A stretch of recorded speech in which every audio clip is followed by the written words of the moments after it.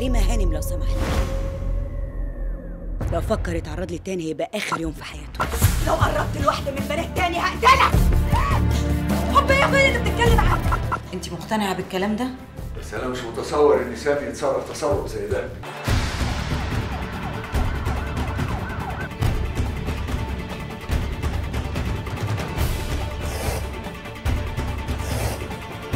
النجمة تبقي في النيابة وتجيبي معاكي المحامي.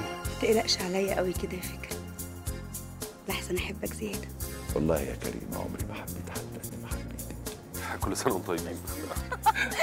لا انت كده بتهزر. لا مش بهزر، بقول لك ايه، احنا متفقين هنتجوز اول ما تفكي الجبس، ولا رجعتي في كلامك؟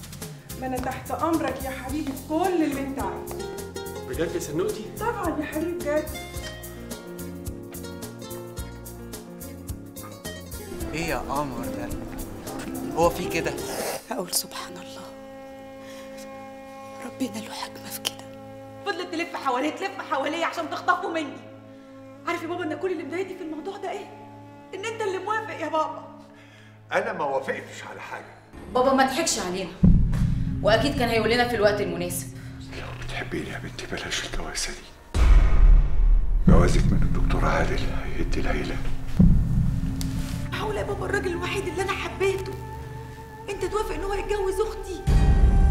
انا عارفه انك انسانه عنيده جدا، لكن ما كنتش اتخيل انك تبقي عنيده على صحتك. عزت ممكن يعمل اكتر من كده، ده انسان في منتهى القذارة. حرام عليك يا بنت، ده الراجل لسه لغايه دلوقتي على ذمه القضيه. انا ما عنديش مانع ابدا اروح فيك اليومين من تاني. سامعه؟ متجوز بنات الناس عشان تعذبهم؟ ايه شغل البلطجه ده؟ انت ايش دخلك؟ بتتدخلي ليه؟